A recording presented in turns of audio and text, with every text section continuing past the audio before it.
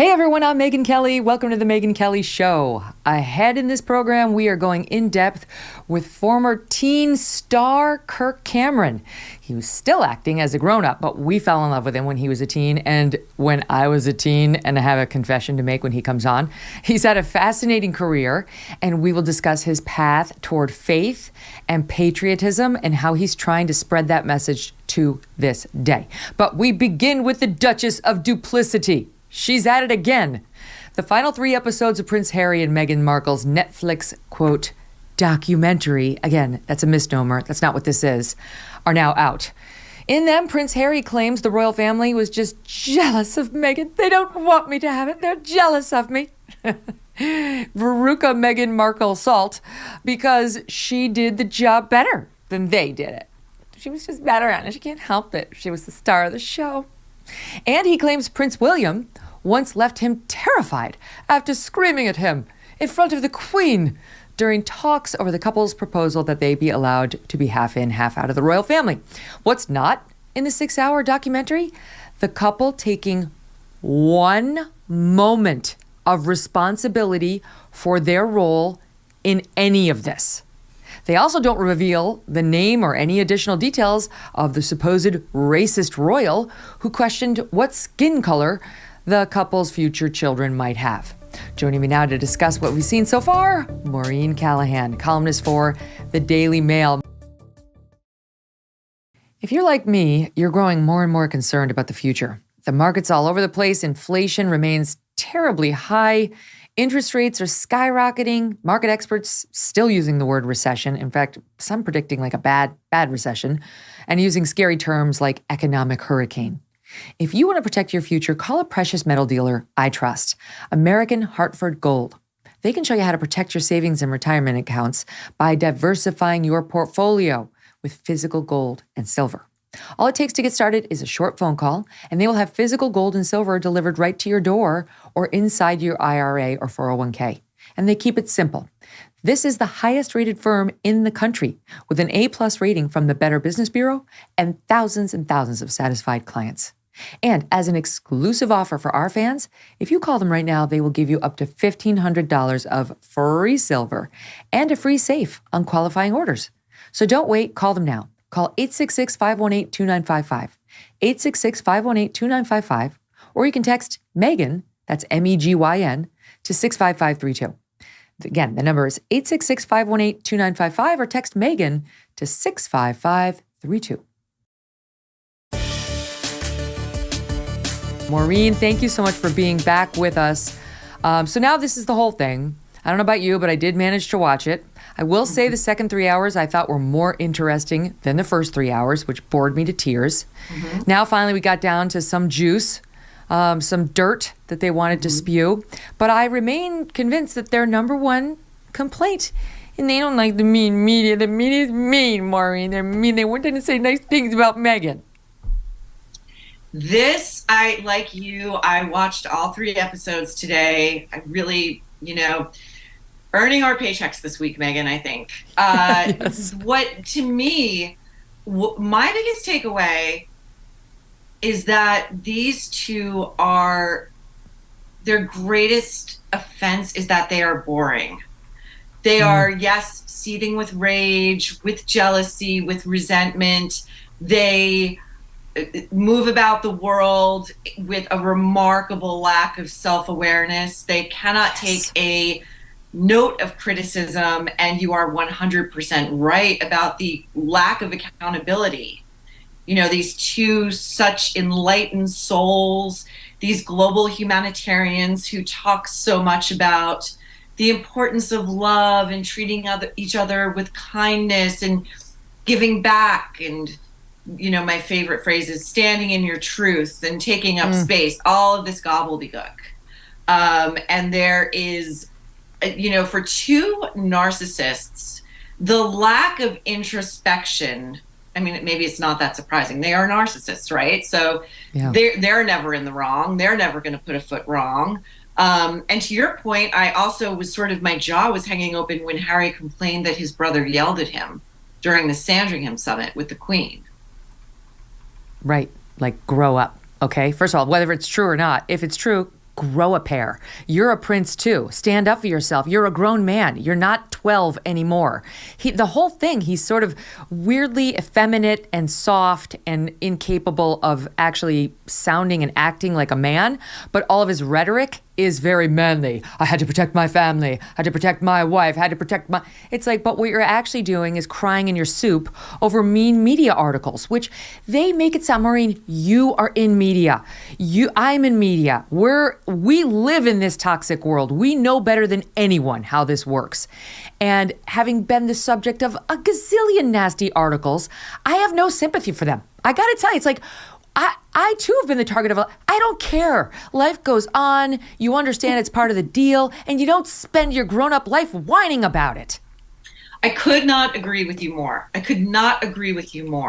And, this sort of avalanche of negative press that they keep carping on about, is really quite a fiction. In the beginning of this second volume of this reality series, we see an abundance of positive press. They open with the wedding itself. They open with, Meghan marveling that there were 115,000 people lining the streets and cheering.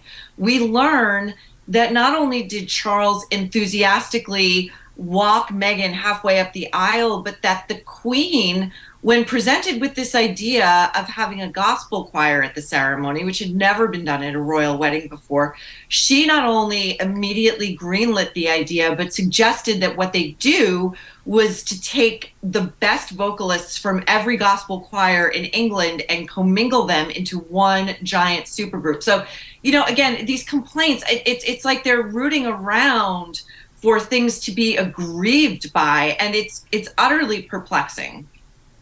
On the list, this is one of the greatest. They're unhappy with the cottage they lived in while at Kensington Palace. Their facilities were too small, Maureen. Oh, I know. Oprah came for a visit, ceilings.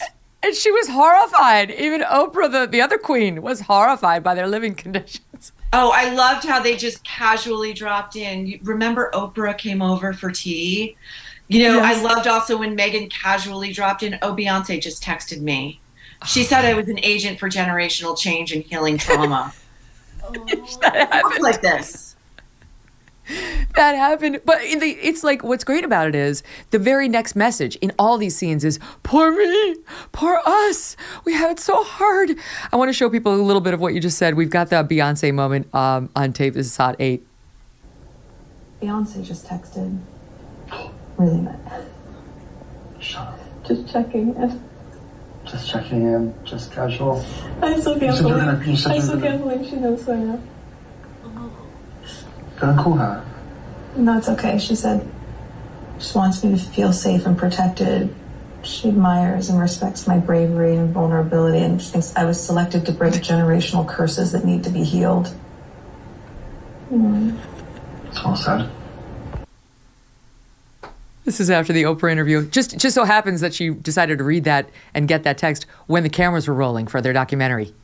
Right, exactly. And then my other favorite sort of quote unquote private moment they share is after the Oprah interview airs and they're in their kitchen and Harry, or H as Megyn infuriatingly calls him, holds up his cell phone, his iPhone, and she says, "What?" And he says, "It's a text from my brother." And she gets up and she rolls her eyes and she says, "I'm not going to say anything about your brother, but it's your brother." Yeah. It's just, like he's such a jerk. He's such it's that kind of passive aggressive shadow boxing that she does that is just makes her so profoundly unlikable.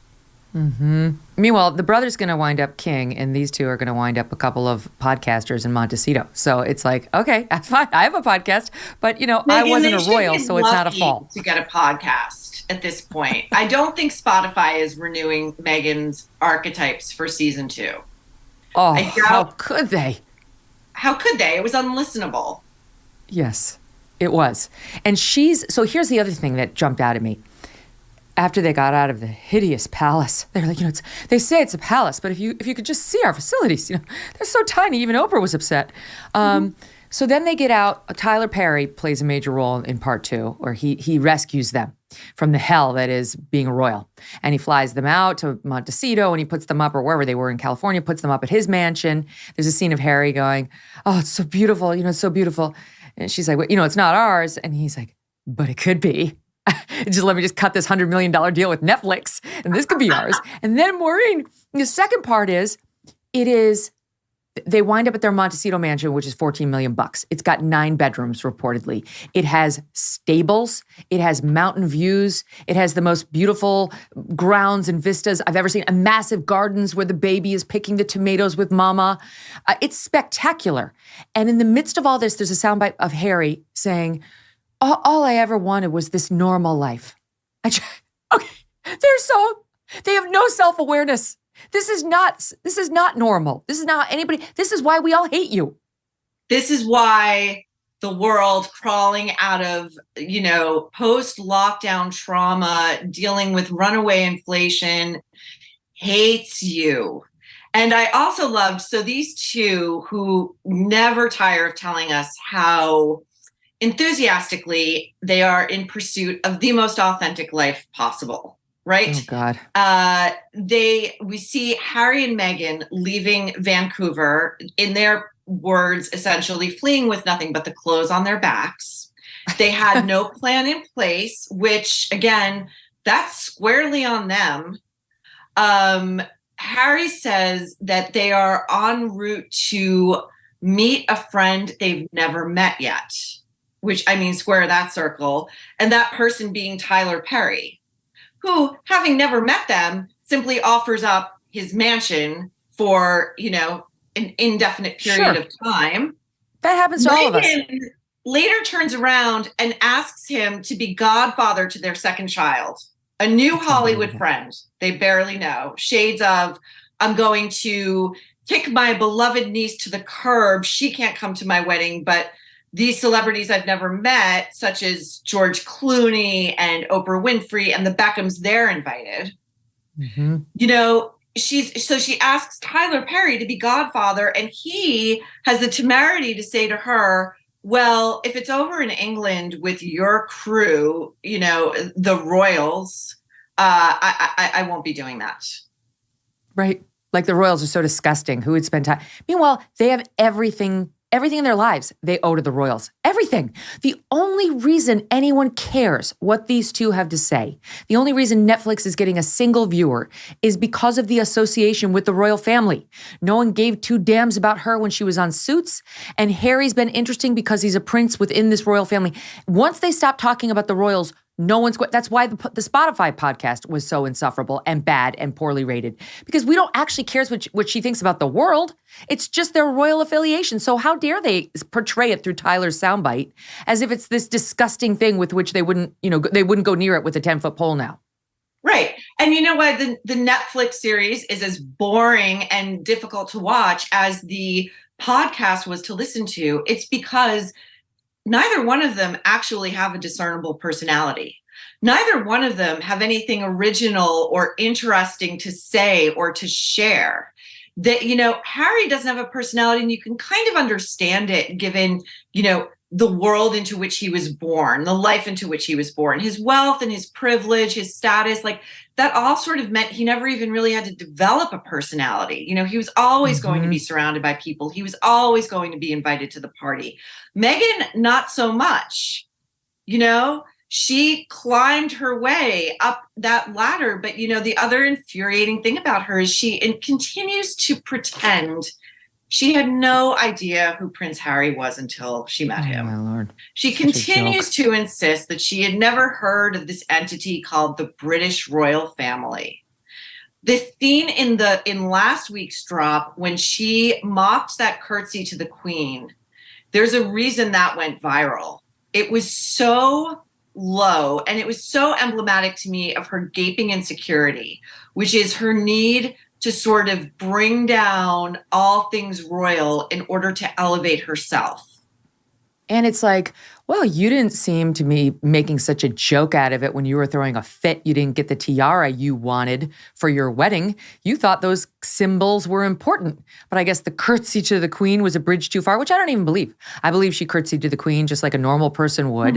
And now she's just trying to revise the story so she can sound like, ha, ha, I'm in on it. I'm an American. Screw the royal family. I knew it from the start. Now, here's the thing I wanted to ask you about.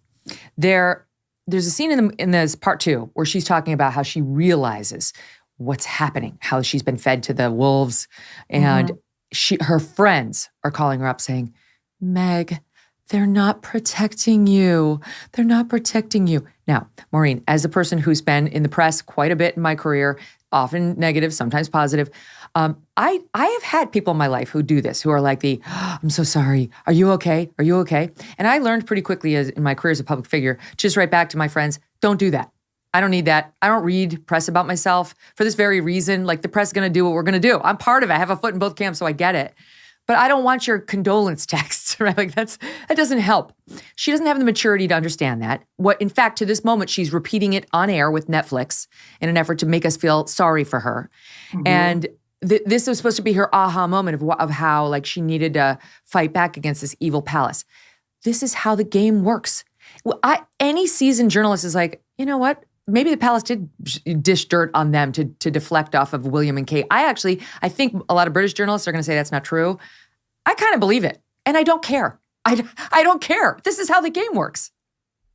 Exactly. It's the cost of doing business. So what is Megyn? You can't be such a savvy, sophisticated, independent, rule-breaking maverick figure while also being a total victim who doesn't understand how the game works and needs her friends in Hollywood to tell her that she is being taken advantage of by a media that she depicts as monolithic, as moving in lockstep, which you and I both know is just completely, it's to even feign that level of naivete is ridiculous and a gross miscalculation. You know, my other favorite thing about these two and their media tour over the past couple of weeks, and you're so right too about having, you know, a foot in both camps.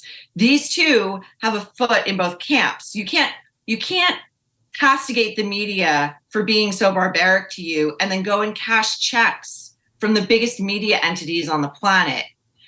Right. Checks that are meant to pay for your family secrets and your personal torments and everything you're supposed to hold sacred. But last week, when they were at the RFK gala getting honored for standing up to quote unquote institutional racism, one of the star columnists at the Daily Mail went right up to Gayle King and said, "Do you believe that the royal family is racist?" And she said, "No, of course not." Alec Baldwin on the red carpet was asked, "Do you believe the royal family is racist?" He said, "No, of course not." So what are we all doing here? Right.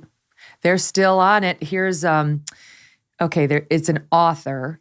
I'm not familiar, but his name is Kahindi Andrews. And he's talking about that yet again in the second part, racism. And she talks about how she was just shocked after the Oprah interview when she told us all she was suicidal at one point. That was supposed to be the lead, Maureen, that we were supposed to understand that was our lead. That instead, the biggest takeaway was she accused the royal family of being racist. Well, hello. She knew very well that was going to be the headline. She's not an idiot. Can't say I'm sure about Harry, but she's not an idiot. She knew with racism that was going to be the takeaway. Anyway, here's this author talking about, once again, this is all about race, the backlash against her five. Yeah, so the UK is perfect at doing this, right? Nobody wants to be openly racist. That wouldn't be civilized and that wouldn't be British. But it's perfectly fine to kind of dog whistle, give a nod to. She's a diva. She's making people cry. This kind of angry black woman trope. It just really came to the fore really quite suddenly. Okay, I'm sorry. Can I just say for the record, I've been called all that stuff too. All of it. I'm not black. It's like, and it's not even because I'm a woman either. I'm in the public eye. She's in the public eye times 10,000. Like, why do they have to make it about color at every stage?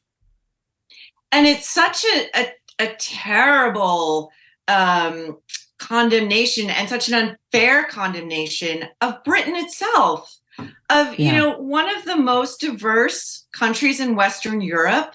It's an unfair and untrue condemnation of the royal family, which by Meghan's own admission did nothing but fast track her in, welcome her in, try to get her to learn the ropes as quickly as possible.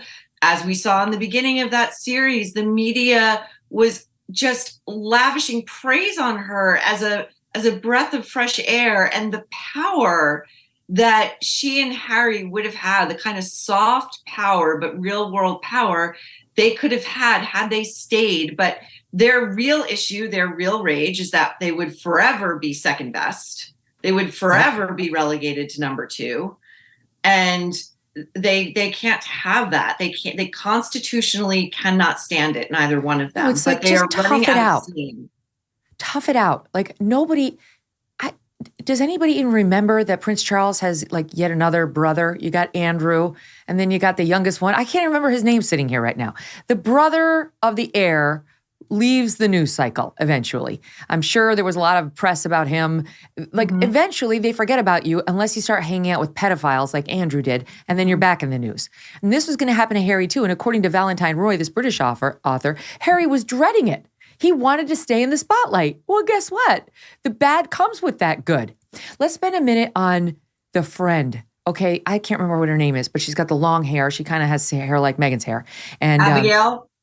She's the one who's like crying. She's like crying. She's like, yes. I could tell she was hurting. And like, I couldn't do anything to protect her.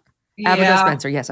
Okay. And then these two actually try to blame Meghan's miscarriage on her emotions, which is bullshit, because now they're telling women worldwide, if you're stressed out, you're going to kill your baby, right? If you're getting bad press, it could kill your baby. Like, there have been doctor statements on this, you know, like miscarriage in the very early part of pregnancy. I'm not a doctor, but you don't bring that on by being too stressed out. And so Harry actually blames it on the royal family and the bad press. Yeah, you know, I will say there is one sort of fascinating aspect to watching this whole thing play out. And it's this really, I think, sick dynamic that these two have with each other. They really stoke the worst in each other and bring out the worst in each other. So it feels as though Harry is sort of attempting to replay this trauma he endured in losing his mother in such a sudden, unexpected, tragic way. And his default was to blame the media, you know, not her drunk driver, not that his mother wasn't wearing a seatbelt, none of that. And Meghan seems to also feed into this need he has to save the most important woman in his life, who now is Meghan. So there's this really weird scene in last week's part where they're in the backseat of this SUV and they're in New York City and they're being chauffeured from, as Meghan says, from garage to garage. And they spy, or so they say, one lone paparazzo on a bike, right? Like one guy who's like on a scooter. And Meghan leans into Harry and she goes, safety first. Oh my God. It's so sick. It's so sick. But like, they're in this weird little bubble they've created where like they're saving each other. And then when they're through saving each other, they're going to somehow save the world. And in doing so, they must need to somehow abolish the monarchy. I mean, it's outer limits. It's outer limits. There's self-talk. There's self-talk in the midst of all of this. It's not empowering. It's not, I always find it very empowering to say, what can I do better? How can I fix my life? What can I have done differently? You know, that's empowering actually. And no. This is what they do. They have a guided meditation, which of course, Maureen, they just happen to have on camera for us all, right? Right. She's an actress. She brings the tears. Let's not forget, this is what she gets paid to do before she got married. SOT 7 brings us to what their messaging is about themselves. When you try to prove that you're good and that you're not the person they say you are, you're taking the bait. You're feeding the beast. It is an illusion. Your work is not to prove your goodness. You know who you are, both of you. and you just are good. That's basically their message throughout is we are the good ones. And every piece of bad press about us was a lie. I know. And that scene too is like, it's the money shot of the trailer originally was Megyn wiping those tears off both cheeks as Harry threw his head back in like helpless exasperation. And, it sort of led you to believe they were in the middle of some real serious conflict with real stakes. And no, it's the aftermath of some personalized guided meditation, reinforcing all of their worst impulses. And Megyn, to that point about their self-talk being so negative, you're so right about that, because one of the other scenes that really stuck out for me in this morning's edition was Harry talking about the aftermath of their wedding and their first royal tour to Australia and then to South Africa, and how they were kind of on this victory lap. And he's a little puffed up, and you can tell he's like feeling himself a little. And he says, I'm amazed at what we were able to accomplish in such a short period of time. And Megyn looks at him in utter somber seriousness and says, well, even more so because, I was pregnant. That was hard. And you see Harry's face just fall. It's like nothing can be a win. Nothing can give them any joy. They must be suffering at all hours of the day.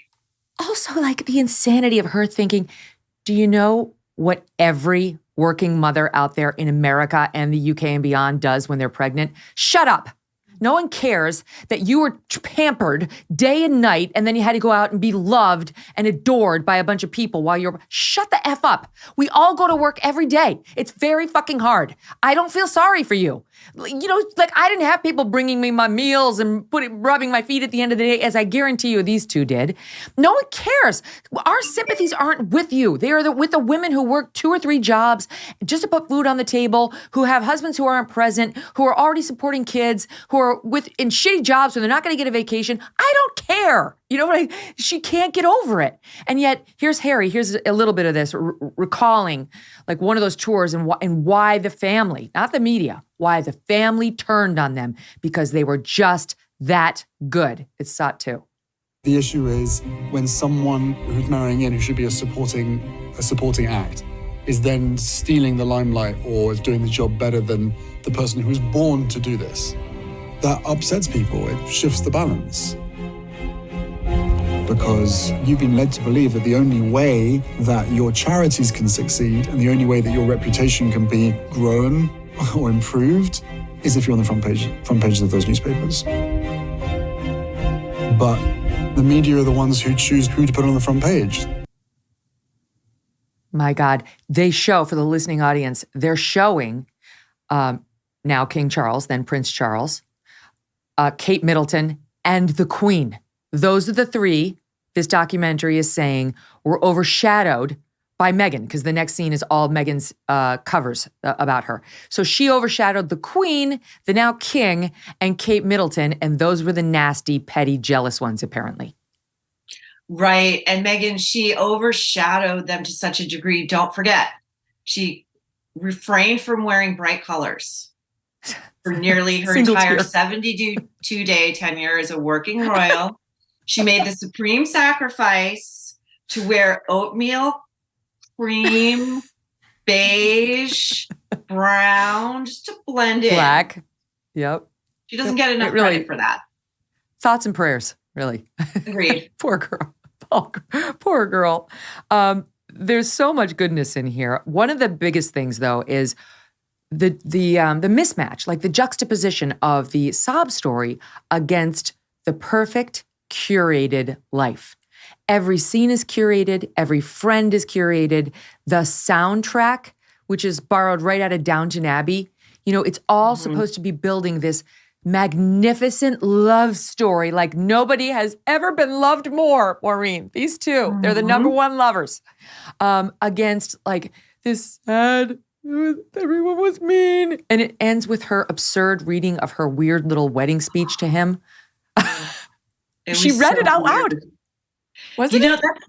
That is also the thing I've been thinking about since watching both of these drops, this 6-hour wine fest is that really, when you get down to it, they're both really weird. They're weird. They're odd. They don't fit in the world. Like they can't really, they can't move in the world the way other people can or do, nor do I think they want to. I think that in their sick sort of psyches would mean that they're actually one of us in some ways. I think they really need to believe they're so much better and that they exist on this higher plane. So, and maybe in that way, it's great that they've found each other. It's a positive note. Her self-talk and his like self-help talk. I was turtling. I was cocooning. I recognize my unconscious bias. This is what happens when you speak truth to power. I'm like, oh my God, this is like spending the day with Ibram X. Kendi. Oh my God, I could do like a whole self-talk. I wish I had picked up on that. I could do like a whole column on that. One of the words she used that I found really creepy. She was talking about, she was talking about the People magazine cover that, I mean, only in Meghan Markle's world, her friends, without her knowledge, engineered as a pick-me-up, right? Sure, for all the bad press she was getting in the UK. And then she turns around and says, that cover story was a mistake. Who's responsible for this? And she uses this really weird word. She says, I was afraid that something in the papers, she said, I thought it was planted there as a way to form like an imprint. She used the word imprint as a noun. Like she does that. That's her thing. And she uses nouns as verbs. It's so precious and annoying. And just, again, for someone who's supposed to be so highly educated, it's all this like soft, sanded, it's like what I call like the language of like morning shows, that are hosted by these women who wear like necklaces with their children's initials and diamonds. And they talk a lot of nonsense about like finding your power and standing in it or standing in your truth or taking up space. There's a lot of verbs going with like vague nouns. It's just, and it's nonsense. It means nothing. It doesn't mean anything. And that's where we're at with the discourse that, we're being afforded with the Meghan and Harry show. Yeah, no, it is completely vapid. It is empty. It's, as my husband would say, an air sandwich. Here's the question now. Where are we now? Okay, so they finally, she said her hope a couple years ago was for truth. She wanted truth to prevail. And then truth didn't bring her any peace, you see, Maureen. So that's what this is about. This is telling your story, taking control of your story. That's going to bring her peace. And you and I both know as members of the media, this is not going to bring them peace. They did not stand down the Daily Mail, the New York Post, you, me, the Sun, the tabloids, People magazine, anybody. They didn't. The Telegraph. I could go on. No, the media do not get deterred by you suing them, attacking them, playing the victim, and continuing to do ridiculous, absurd, self-aggrandizing, pathetic things. Right. You don't get to put yourself in the crosshairs and then complain that there's something pointed in your direction, right? Yes, so right. Next we're going to have the book, Harry's memoir, which, I'm sure promises more quote unquote truth bombs in their parlance. But I do think these two are running on empty. I don't think they have any more content to give, nor do I think they've got like a smoking gun. I think we would have heard this by now.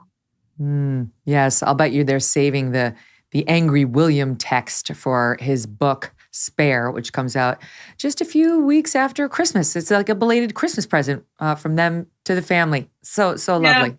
He'll probably Maureen, share I that love with Gayle King. Yeah, that's right. She's probably next up. She probably also was horrified by the size of their little cottage. Maureen, I love reading you. Everybody's got to read Maureen Callahan. Every word is delicious to feast on. You. So check out all of her columns. You can check it out at Daily Mail. Great to see you. Great to see you, Megyn. All right, we're going to have much more on all this when Dan Wooten joins us with the full reaction on tomorrow's show. And we will be right back with Kirk Cameron. Looking forward to this. Stand by.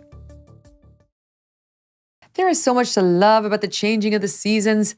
And what better way to soak up the best of this season? Snow starts to fall. It gets more and more chilly than with a Michael Phelps swim spa by Master Spas. Hear me out.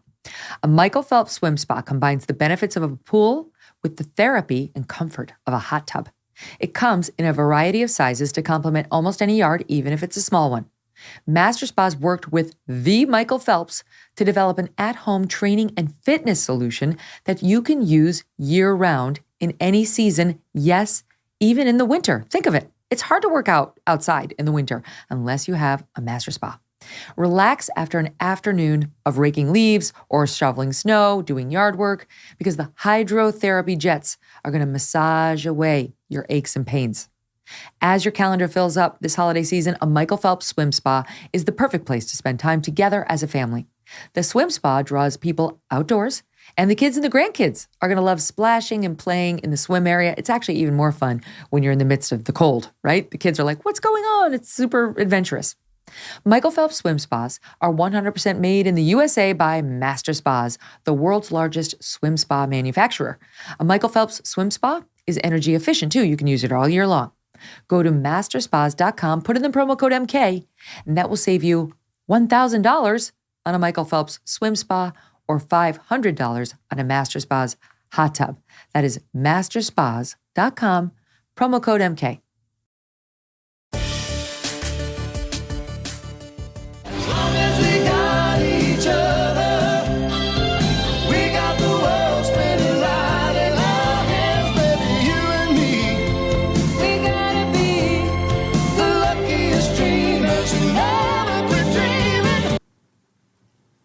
Doesn't that just take you back?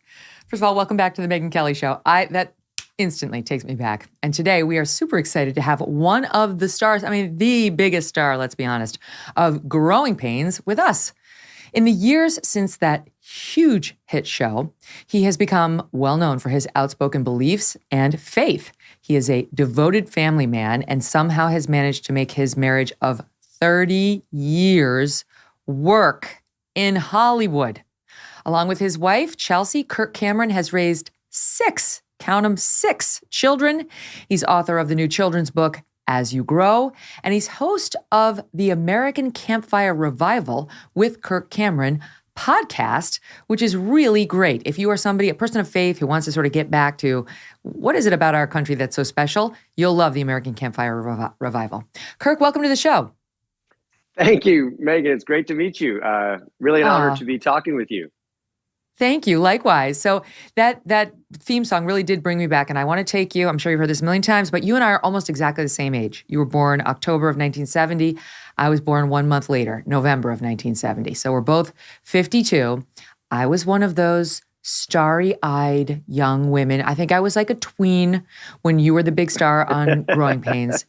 And can I tell you something?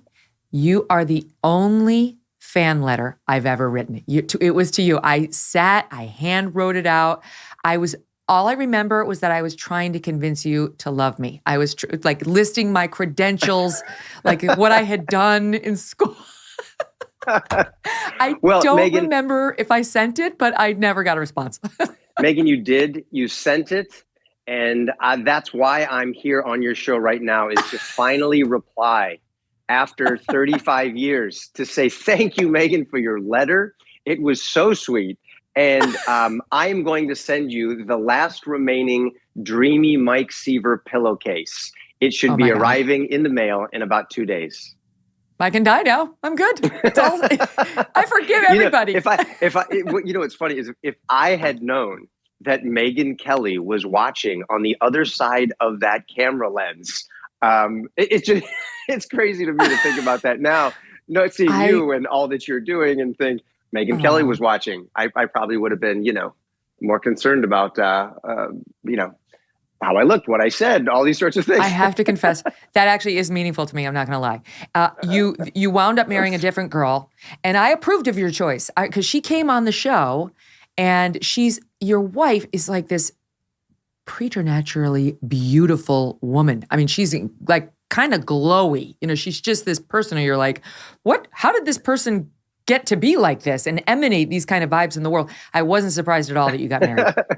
Well, my kids are surprised that she married me. My son says, "Dad, you really scored. How did you pull that one off? Mom is amazing." You were a huge star, but I know.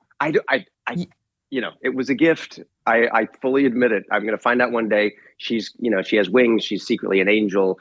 Everyone who knows her thinks so, and I do too. But everybody at the time was like, it'll never last. Is you were 20 years old when you got married. She's a few years older than you. And everybody's like, there's no way it's going to last. These are like Hollywood stars. This is stupid. Right. You proved them all wrong. So how did you do that?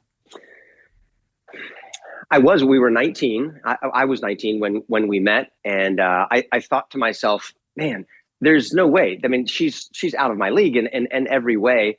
And then when I realized that we shared so many of the same values and the same faith, we were both new to our faith in God. I thought, wow, this is amazing. And I asked her out, and she went out with me, and pretty soon, like, everything just fell in place. And she said yes. We got married.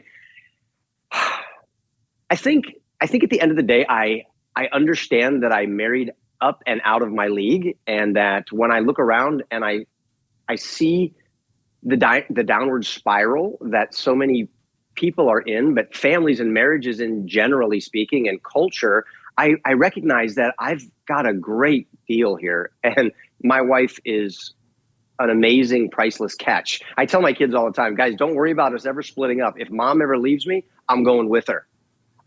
Because I'm never going to do better than this. And truly, I mean, I'm grateful. I recognize treasure when I see it. The faith is huge. That plays a big role. If you connect over God in the midst of faith and nurture it in each other, in your lives, in your children's lives, I'm not going to say none of those marriages fall apart, but it does make it tougher for them to fall apart. I think you're right. I think it is the glue that holds us together, because we're both committed to something that's much bigger than our marriage or our happiness. If marriage was simply a contract that says, hey, let's just keep this party going while I'm still happy with you, then we probably would have been over a long time ago. But today we look back and we say, wow, I think that there has been a story that has been written over the last 31 years that is pretty great, and we couldn't have written this ourselves. We just trusted in the author who was writing the story, and it involved 6 beautiful kids. 4 of our kids are adopted. I've learned so much from my wife by honoring her, listening to her, understanding that I need her, and it's not good for me to be all alone. And I think that she recognizes similar things, and we're better together. So trusting in the author of marriage and life, and doing things according to the manual, which for us is the Bible, has really served us well. And I can honestly say I can't wait for the next 31 years. Grandbabies are on the way. I know your kids are getting older now. That I had this on my sheet. I know they're like between 19 and 27. Is that right? That's right. Yeah, that's right. Yeah, our baby's 19. And I mean, my youngest child has a beard. It's amazing to me how fast this all goes by. And they've all moved out of the house, so it's empty nest syndrome. Although we're really excited that the house is going to be filled back up with them at Christmas. So as you can see, we've got the Christmas decorations up here at the fireplace, and very excited for everybody to come home. Now the thing about adopting children, good friends of mine adopted both of their kids, and they wrestled for so long with infertility, and they were devastated. And I don't think that was your situation, but they were devastated that they weren't going to be able to have their own biological children. And then they wound up adopting 2 little girls. And I remember them saying, if only we knew when we went through all the emotional turmoil of not being able to have our own, how you just totally forget. It's a nothing. Once you have this child, it is a nothing that you're not genetically connected to this person. Totally. And I've read you say you forget which of your kids was adopted and which, because you wound up having 2 biological children after you adopted 4 as well. So, that's right. I mean, speak to that a little. Yeah. Well, adoption is a very special part of our family. And my wife is an adopted child herself. So was her brother. So when we started the conversations about having our own kids, we started with, how about adoption? And we knew that there were thousands and thousands of babies out there who are needing parents. And Chelsea was, on the receiving end of 2 loving people who adopted and gave her a great family. So we thought, why don't we start our family through adoption? And so we actually chose voluntarily to adopt our first 4 children. And we were going down that road, and it was great. I mean, we adopted Jack, and Bella and Anna and Luke, and they were all infants when we adopted them, all here domestically. None of them are biologically related. And it was wonderful, 1 year apart. So when Chelsea told me one day that she was pregnant, I was like, wow, we weren't really expecting that or planning on that. But we were thrilled. Chelsea had Olivia, and then about a year later, she was pregnant with James. So we had 6 children, 7 years old and under. So if you can imagine, getting up and going to school or going to the grocery store with 6 car seats or 5 car seats in the 15-passenger van while Chelsea's pregnant and I'm off traveling on the road somewhere. So again, this is just increasing the angel factor of my wife. She's a rock star, and those were great days. And then when they all become teenagers, those are even crazier days. So, think of having a 20-year-old, 19, 18, 17, 16, and 15-year-old. No, I'd rather not do that. Now you know why we pray. It's the only way forward. It's the only way forward. All right, I have to ask you, because we just mentioned Ibram Kendi in our first segment, and it made me think of you because some of your children, if I'm not mistaken, are mixed race or yes. They're not white. And, there's this growing message by some on the left, including him, that there's something suspicious or problematic about white couples who adopt black babies or mixed race babies. Now, he claims he didn't mean to impugn Amy Coney Barrett, who did the same. When he tweeted out during her confirmation hearing, some white colonizers adopted black children. They civilized these savage children in the superior ways of white people while using them as props in their lifelong pictures of denial, while cutting the biological parents of these children out of the picture of humanity. And then he goes on to say, whether that's Barrett or not is not the point. It's a belief too many white people have. If they adopt or have a child of color, then they can't be racist. I wonder if you've ever had any weird pushback like that on your beautiful decision to adopt a child, irrespective of his or her race, in your life. Well, you'd think that the human race has evolved past that kind of ludicrous thinking. And surely, at this point that we have, I think there are those who still profit off of the old ways of thinking and perpetuating a victim mentality. I can just tell you that in our family, we've got this beautiful array of colors of skin, and the idea that some of our kids have more melanin content in their skin than I do, just makes it interesting. And all of the other factors that come through adoption. I mean, some of our kids are incredibly musically talented. I'm not. Some of our kids are very academic. Some of them are very people or sports oriented. And all of this comes from all of this genetic hodgepodge that's all come together in this beautiful tapestry called the Cameron family.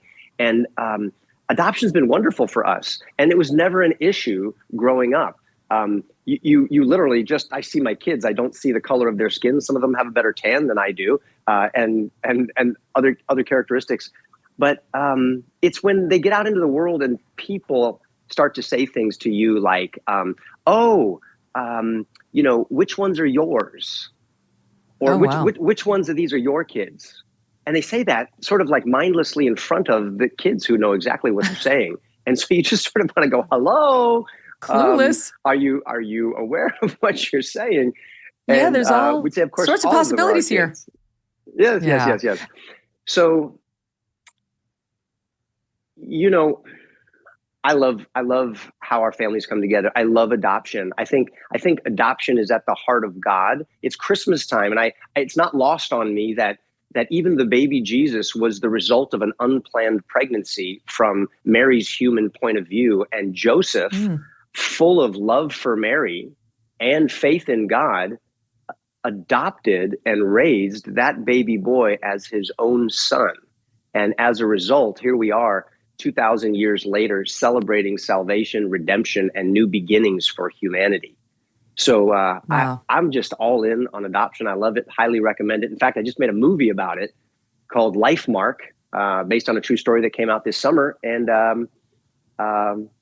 it's now available everywhere else. So super. Well, I love the way you did it, because if you adopt first, and then, as you say, the last 2 babies may have been a surprise, but if you adopt first, your adopted children never have to worry whether you really wanted to adopt, whether they were sort of an afterthought, whether they were like, forgive the term, but like a charity case. That wasn't it at all. Right. When you bring them in first, the messaging's very clear. Yeah, that's exactly right. And that wasn't even on our minds, but you're right. It's like, hey, we actually chose you. We actually wanted you. And we couldn't be more thrilled. And we were praying for you. And I remember the time that my wife had this incredible conversation with my son and other 3 kids in the car. She was pregnant with Olivia, and she was in the 15-passenger van. And there's a 4-year-old in the back seat, a 3-year-old, a 2-year-old, and a 1-year-old. Chelsea's pregnant, and our 4-year-old was getting excited about the fact that a new baby was coming and growing in mommy's tummy. And he said to my wife, "So, Mom, whose tummy was I in?" And that's when she took a deep breath and she looked in the rearview mirror and she said, "Well, here it is. Here's the big conversation." And she explained to him, "Jack, I don't know her name, but I feel like I know her because she's a part of you and I love her. And I'm so thankful to her because she loved you and she carried you for 9 months in her tummy, even though she knew that one day you were meant to come to me and to Dad. And we were praying for a little boy just like you. And God sent an angel who knew that lady whose tummy you were in, and she knew us, and she connected us together so that when you were born, you were delivered right into our arms where you were supposed to be. And we hope to meet her one day, but just know that she's a very special woman." And Jack just backed up at her and he goes, "Oh." And he looks back down and starts coloring in his coloring book. That was it. There was no weirdness. There was no crisis of identity. It was done. And we moved on. And they take their cues from you, of course. They take their cues from you, whether this is something, a thing or it's not a thing. All right, stand by because there's much more to get to. I want to talk about kind of leaving Hollywood and what that's done for you and your family right after this quick break with Kirk Cameron stays with us. It's the Christmas and holiday season. Time for gift giving, parties with friends and family, and getting compliments everywhere you go. And looking years younger everywhere you go, thanks to Genucel. Millions of people love Genucel's products. From now through Christmas, you can get them, and you can get them for a big discount. Genucel's most popular package, that's all their best stuff, is 70% off. 70 at Genucel.com. And there are other discounts, so you're barely paying for these products at this point. Treat yourself and a loved one to the absolute best skincare in the world. See those troubling forehead lines, fine wrinkles under your eyes, skin redness, pesky bags and puffiness, and even a sagging jawline disappear right before your eyes with Genucel's most popular collection. I like the most popular things. Sometimes you don't know, like, what do I need? All these products, they don't make sense to you. You just get the most popular package, and they've idiot-proofed it for us. With its immediate effects product, you're going to see results in less than 12 hours guaranteed or your money back. And included in every most popular package is your free hyaluronic acid serum for skin hydration that will restore your youthful appearance. Visit Genucel.com/MK now. Enter my special promo code MK for an additional 10% off your entire order. Don't forget to say that, MK, an additional 10% off. Every order today, instantly upgraded to free express shipping. Go to Genucel.com/MK60. That's GENUCEL.com/MK60. Genucel.com/MK60. So, Kirk, let's talk about leaving Hollywood, at least figuratively. I think at some point, relatively young, you realized this may not be the town center of a moral and well-led life, and you must have had to wrestle with that given your coming to faith. So, talk about that a bit. As I look back on those days, it was so exciting because not only was I on this hit TV show called Growing Pains, but I had just met the love of my life. We talked about Chelsea a little bit earlier. And to tell you the truth, I couldn't wait. I couldn't wait to get married.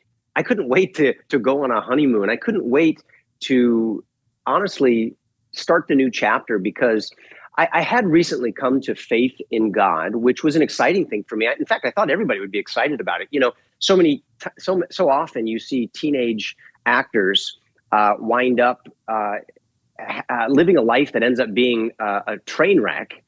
And we feel so bad for these kids who don't have any moral guidance. They grow up and, they wind up with a gun in their hand, or you see their mugshot on some tabloid magazine. in jail. And here I'm like, no, I want to love God. I used to be an atheist. Now I'm believing that we're actually here on purpose, for a purpose, and that there's a loving creator, and that my job in life is to love other people well. You'd think, at least I thought, everybody'd be excited about that. And then there were times where people were like, no, you're going to try to like pull this celebrity muscle combined with some new religious passion that you're going to try to force on other people and change the show. And I'm like, no, really, I'm not. I just want to do my job, go home and be with my girlfriend and, just plan my life. But that ruffled so many feathers that it was uncomfortable working on Growing Pains in the last couple of years. And so I was really looking forward to moving on. And when I got married to Chelsea, it wasn't like I wanted to leave Hollywood, but Growing Pains was over. And so we started another show. It was a spinoff called Kirk that lasted about a year and a half on a network called the WB Network. And as I continued to make choices that lined up with the stuff I was passionate about, family valued things that would reflect sort of the priorities of truth, goodness, and beauty in the projects that I chose, I found that new doors were opening, other doors were closing. And so maybe I didn't take Leonardo DiCaprio's career path or Brad Pitt's career path, both of whom, by the way, were on Growing Pains in early episodes. Unbelievable. But I took a path Spectacular. that now has me married for 32 years, 6 children, parts of projects that I'm passionate about. And I feel like I'm pushing back the darkness. I'm making inroads for light. And I'm talking to Megyn Kelly on her podcast. So this has not been a bad deal for me. Right. Not at all. It's just a question of where you place your priorities and your energy and what you get back. I mean, I will say, you don't have to say it, but I will say, Leonardo DiCaprio's in the news every week for the fact that he won't date anybody over the age of 24. He stretched it most recently with, I think, one of the Hadid sisters who's now 27. That's as old as he'll go. He's like our age. He's slightly younger than we are. It's weird, and I would submit it's really not the life that God would want him to lead. That's my judgment. I'm in the news business, so I pass judgment. Look what you've done, with your children and your beautiful wife and all this. And I heard you say, actually, my producers pulled this soundbite. I'll play it because I thought this is a great point, that Hollywood it's not exactly secular. It's not as secular as you might think. And here's Kirk's spin on that. It's soundbite 18. The truth is, Hollywood is not secular. It's as religious as anywhere else. They just worship different gods. So please do tell, like what? Hollywood, the most common deity is self, right? That I put myself up on a throne in Hollywood. That is so true. It's not that they don't worship. It's just somebody else is on the throne. That's it. Yeah, I think that's still true. I think it's always true. I think it's inescapable in the human experience. We're gonna put somebody on the throne. It's either going to be in a posture of humility and reverence, saying thank you for life and breath and friends and family and health and everything else, or it's going to be the state, it's going to be the government, and we're going to have a supreme leader like you might have in North Korea or Germany or whatever. Pick your scary supreme dictator, or it might be a group of people, or it may be yourself.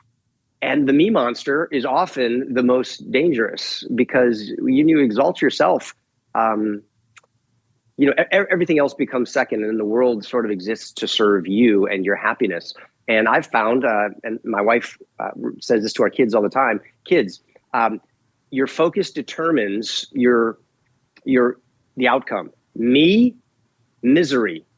Others, joy. Wow, well said. It's so true as well. As long as if you're feeling blue and you write in your gratitude journal, you write down 3 things you're grateful for, or you go out and you volunteer and you help somebody else, that's an instant pick me up. And more than a drug, more than a therapy session, more than anything.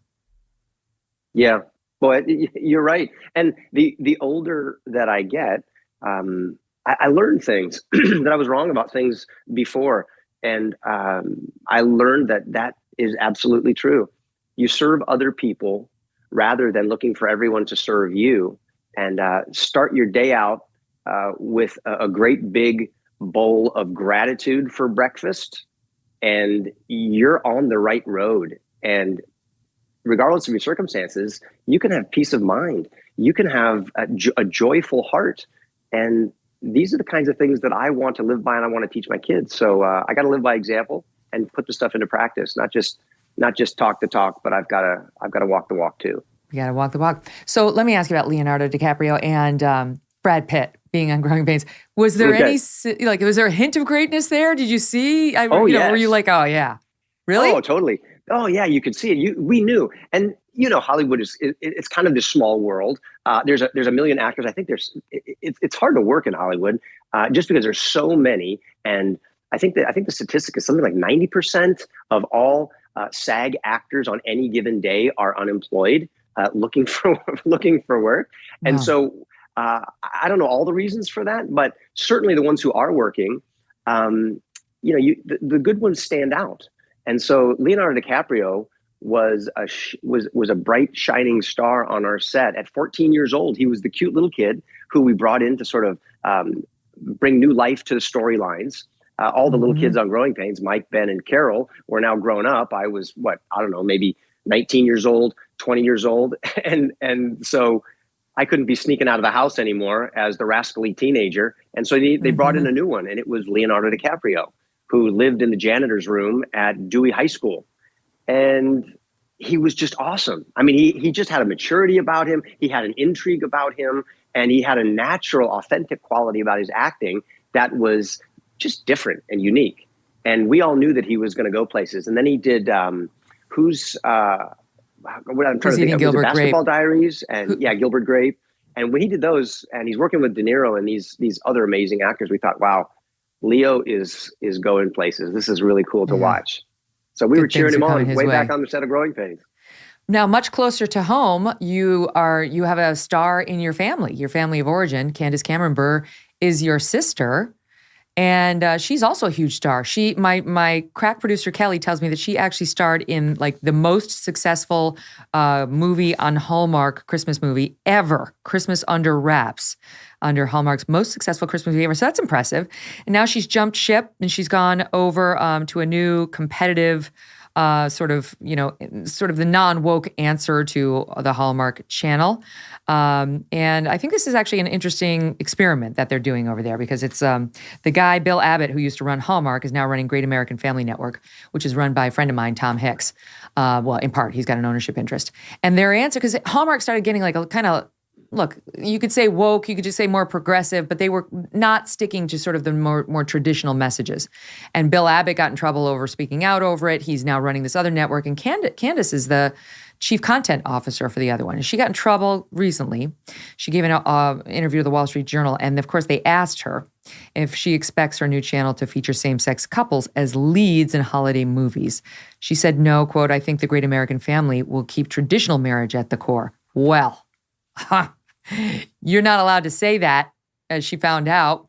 And there was all this blowback on her with people like One Tree Hill actress Hillary Burton Morgan calling her a bigot. I mean, it was ugly. So what do you make of the blowback that Candace got on that? Do you think it was fair? Well, I've known Candace my whole life. And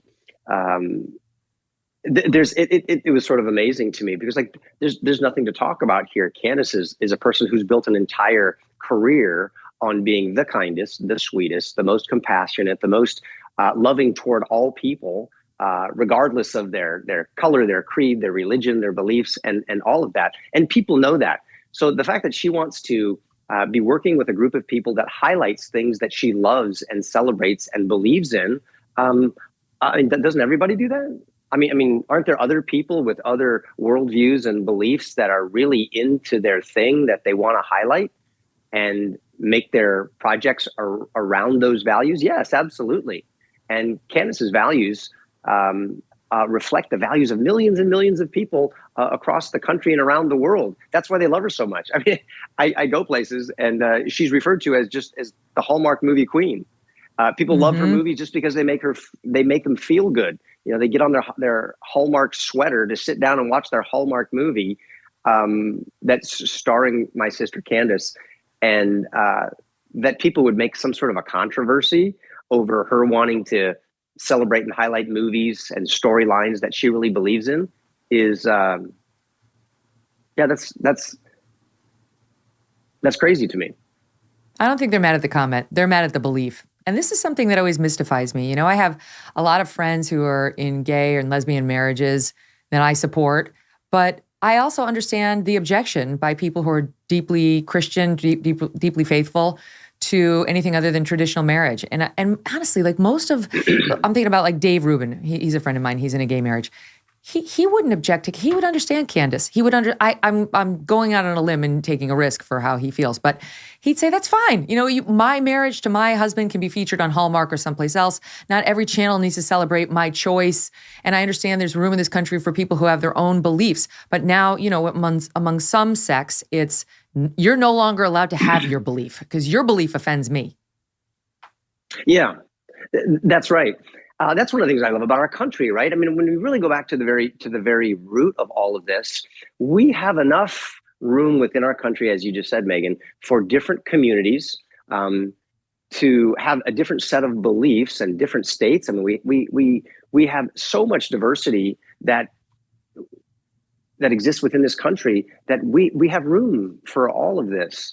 And so, if you go to a place that is 100% dogmatic in their religious view or in their a dictatorship or something like that, where you don't have freedom of speech, you don't have freedom of religion, freedom of expression, financial freedom, political freedom, religious freedom, you don't even have these conversations because it's, stuff's just not allowed at all. But here in America, the fact that you can even have a press that makes comments like this and create stories that don't make sense coming from someone like my sister Candace just shows that we live in a very special place with lots and lots of freedom. And people need to, I think, have a lot more respect for that and understand the precious and rare gift we have here to be able to live in different ways and speak our mind. Right. It'd be one thing if Great American Family Channel was the only channel on earth. And so if it's not represented on that channel, no one's ever going to see what a gay marriage looks like or what, whether you can see a happy union like that. There's plenty of options out there. It's all over. Like we are not living in 1950 anymore. It's 2022 and gay marriage is very well represented and celebrated on most channels now. So in any event, it reminded me of something though with you, because one of the secrets to your marriage is not only do you absolutely love and revere one another, but you are not one of those actors who's running around doing the hot, steamy sex scenes with actresses who aren't named Chelsea. Like you, That's right. You got a thing where you will only kiss your wife even on the air. Like you're not making out with other actresses if a scene calls for it. Is that true? Yeah, that is true. I like that. Well, I do too, and I think my wife appreciates it too. Here's an example. Here's an example. I worked on a movie called Fireproof, and Fireproof is a movie all about marriage, and it's about the story of a firefighter who's doing great at his job. I mean, the guy's a rock star. He can put out burning buildings, but his marriage is going up in flames at home, and he can't fix it. And his dad gives him this book called The Love Dare. And it's a 40-day challenge to see if he's man enough to love his wife unconditionally, regardless of her response, for 40 days. And it gives him a thing to do every day. And it wrecks him. He can't do it. And he finally recognizes that the problem isn't his wife. It's him. It's his own selfishness. And then he gets right with his wife. And he reconciles with her in the fire station. It's a beautiful romantic scene where they run toward each other in slow motion. And she says, "I want to grow old with you. Is it too late?" And they have this beautiful kiss. Well, I said, you know what? This is something that I stood at an altar and said that I would only do with my wife. And call it make-believe or not, I know how this would make me feel if I saw my wife doing this. And so we redid things, flew my wife out.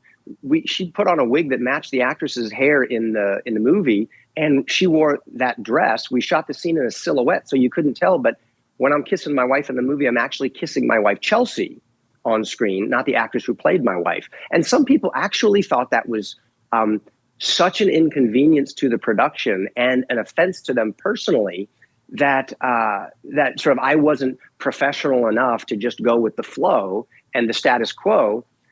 And they really gave me a hard time. And I thought, I've got to choose my priorities here. I'm not nearly as concerned about what the industry thinks or what these individuals think.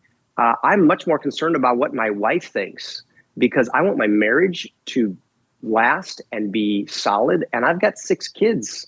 We've got a lot of skin in the game, and I don't want to do anything that's going to potentially injure my marriage. In fact, I want to honor it.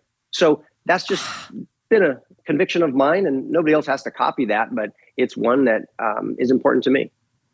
I love the whole thing, and I want to talk about it more. Let me play the clip. We actually have it from this movie where they'll see the kiss, the people who watch it on YouTube. Your producers are amazing. Oh my gosh, good old Kelly. Now, I've got Canadian Debbie, Canadian Kelly, and Kelly's your big fan, and she queued this up. It's SOT 19. And I want what happened to you to happen to me.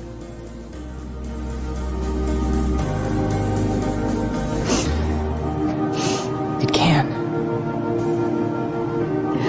Is it too late to ask you to grow old with me?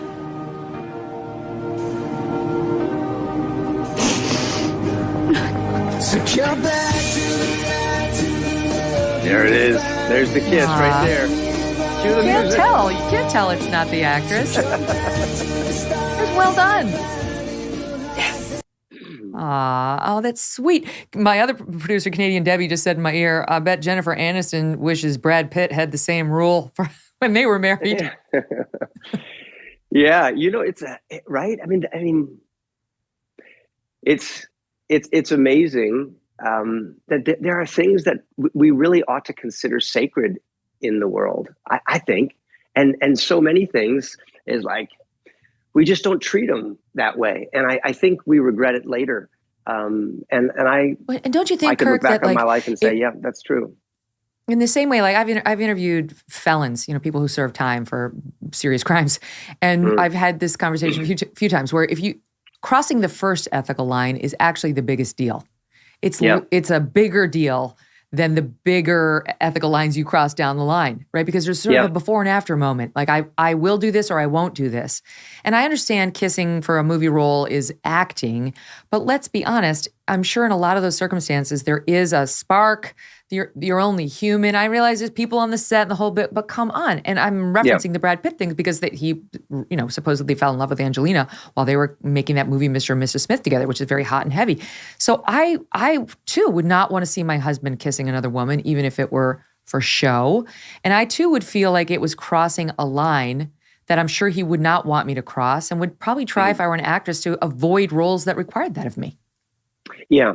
And it's important to me also to point out that I love what you're saying, and I respect you for feeling that way. And at the same time, I want people to know that, listen carefully. Neither me or Megyn are saying that this is a moral standard that we're trying to impose on you and everybody else. And no, this is something that I want to do that's important to me and to my wife, and that has served us well. And I want to keep making decisions like that. You know what it reminds me of? Mike Pence and all the blowback he got when he said he wouldn't have a meeting alone with a woman, not his wife. Yeah. And I understood, trust me, as a woman of the 21st century, I get what people were like, oh my God, what's he saying? He can't control himself, or women are going to be throwing themselves at him. Like, grow up. This is, women are everywhere in modern day America in the business world. But he's not totally wrong. Having grown up in the legal industry and then the news industry, they can be incestuous businesses, and you add alcohol to the mix, and before you know it, you're down a road you wish you weren't down. It's like, instead of just completely beating the guy up, why didn't more people pause and say, maybe there's a pearl of wisdom there to be gleaned for people? Yeah, somebody put it to me this way one time, that it's like one of the places I love to go is Yosemite, and there's a place called Tuolumne Meadows, and there's a very windy, dangerous road that leads you there here in the Sierra Nevadas out here on the West Coast. And there's maybe a 2,000-foot cliff that you go over if you get too close to the edge of that road. I'm not going 50 miles an hour up against the guardrails, creating sparks on that thing just because I think it's fun. I'm going to hug the other side of the road because the reward at the top is much, much greater than the thrill of riding the guardrails. And I don't want to take that kind of a risk. And I feel that way in my marriage. I feel that way also in my faith and with my children, there's way too much at stake here, and the reward is too great when I finish well, and I don't want to lose that. I think to one of your other points, Megyn, and this was cool that you brought this up.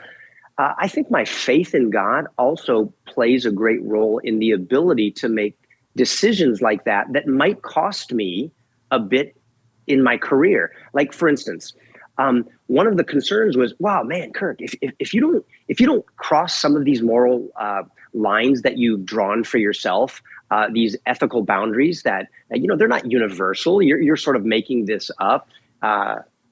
You may lose a job, you may burn a bridge, and this may affect your career and your income.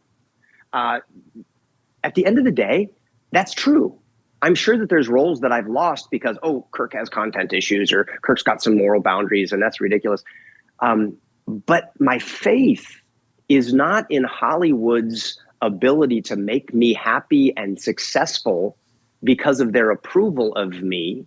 Therefore, I got to do what they say. My faith is in a God who put me here for a reason that is much bigger than Hollywood, and that he will take care of my family.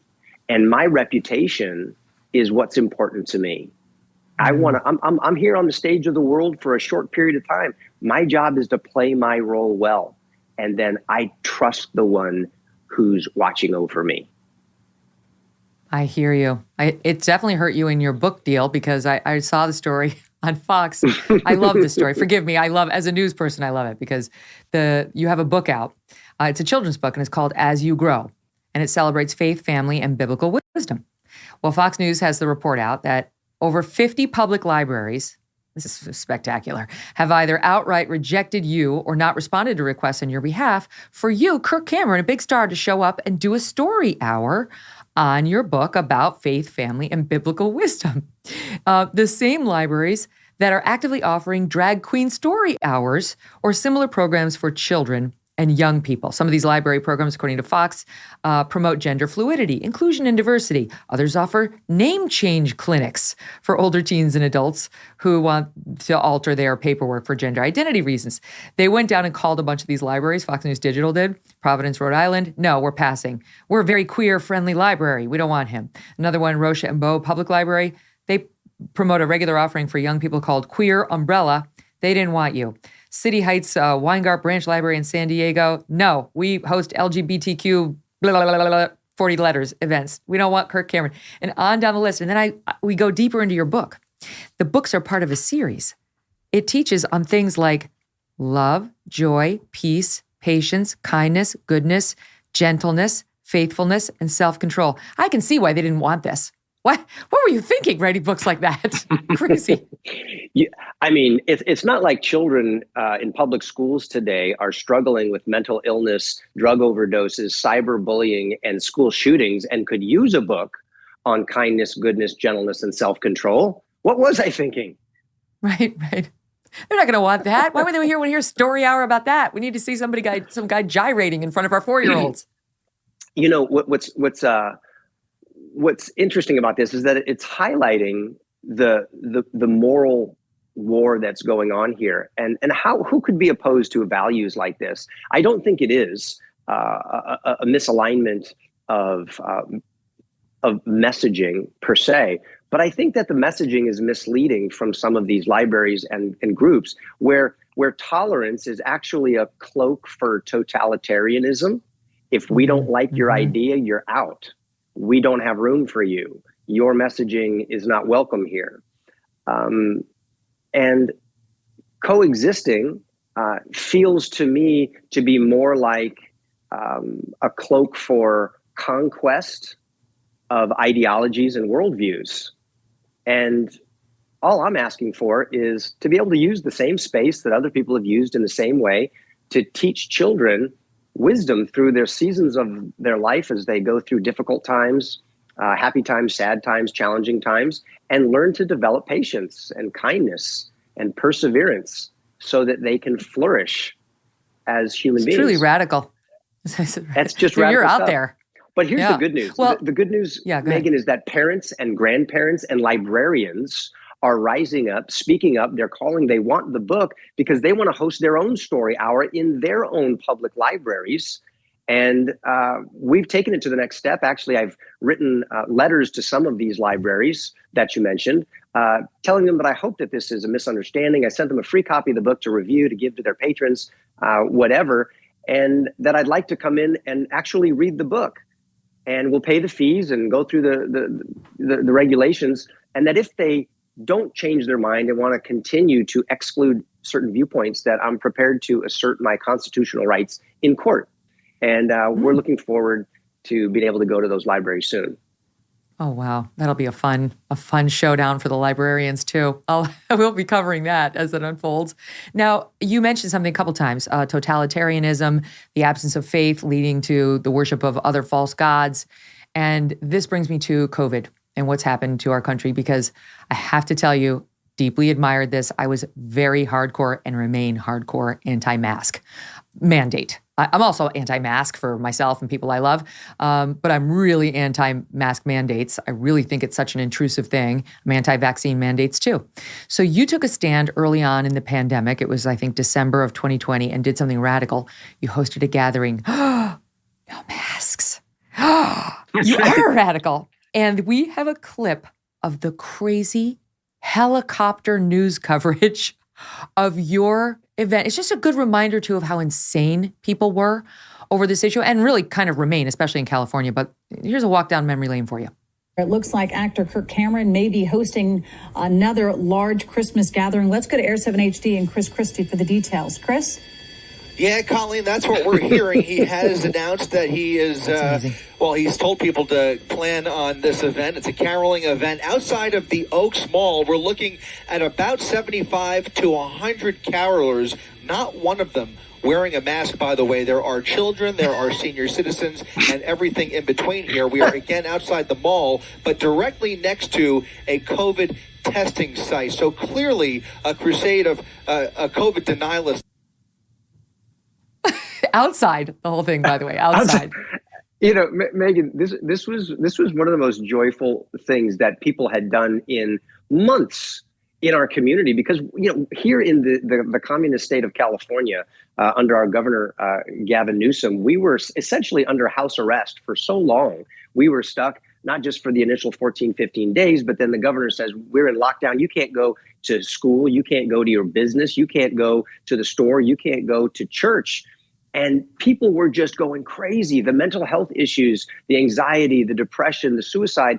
And all people wanted to do was to find somebody who said, look, the fear virus is worse than the COVID virus. How about you join me outside and let's sing Hark the Herald Angels Sing at Christmas time. And by the way, you don't have to come if you don't want to. Nobody's forcing you. It's voluntary. And we're outside in the fresh air. Come get some fresh air if you want to. If you're not afraid, join me and let's sing O Little Town of Bethlehem and Joy to the World. And you'd have thought that we were burning down the mall. Yes, you would have. And actually, coverage. Actually, remember, that was during the times of some of the season of riots. And maybe if we had actually thrown chairs through windows and like lit things on fire, they wouldn't have covered it so much. Well, and the medical community told us you couldn't get COVID. If you were rioting, you couldn't get COVID. So if you'd gotten just a little more violent, you would have been fine. Yeah. So, gosh, I just think that critical thinking is in short supply these days. Common sense is not so common. And with all of the censorship that has gone on, particularly through all of the pandemic and all of that, and now we're seeing all this stuff with the election and Elon Musk and Twitter and all these things, all of us start to go like, people are finally waking up going, really? I didn't think, how could this be bad? If the government's telling me to do this, it must be good for us. Well, all we have to do is read history a little bit, and we understand that government it's got its lane, but once it gets out of its lane, it becomes very dangerous. And the government is not here to be in charge of your healthcare or mine or the education of our children and most other things. And that's why it's important to read the Constitution, to understand the difference between sphere sovereignties. You have family, you have church, you have government. And there are walls of separation that are very important between them so that you don't have a government like the Pilgrims had in England, where your king becomes the head of your church and he determines everything you do from cradle to the grave. That's what the uniqueness of America is. We turned the world upside down and put the power and authority into the hands of the people to govern themselves, rather than to be beaten into submission by a dictator, a king, or a czar. And we lose those liberties all too quickly if we don't stand up and fight for them. The That's series right. for the book, again, is called As You Grow. You can get it despite the objections of your possible local librarian. And the podcast is American Campfire Revival. It's a great name. Every episode's come out Tuesday and Thursday. Talks about faith, history, the Bible, answers questions like what made America so special. And listening to Kirk Cameron, you can hear not only does he understand what the proper answers are, but he's part of it. You are part of what has made my America so special, Kirk Cameron. It's thrilling to meet you. Thank you so much for being here. Hey, Megyn, thank you. Great to be talking with you. Thanks for all the great work that you do. And Merry Christmas. Yeah, Merry Christmas to you and yours as well. All the best. We will have full coverage of all the ways in which that happened tomorrow when Dan Wootton joins us. And he's got plenty of thoughts on what they've said, including their accusations against the royal family. And he's very well connected. Plus, I'm happy that Dr. Jay Bhattacharya is going to be back on. He's going to talk about the news this week about the lunatics at Twitter suppressing him in particular. Download the show so you don't miss it. Follow us on YouTube as well.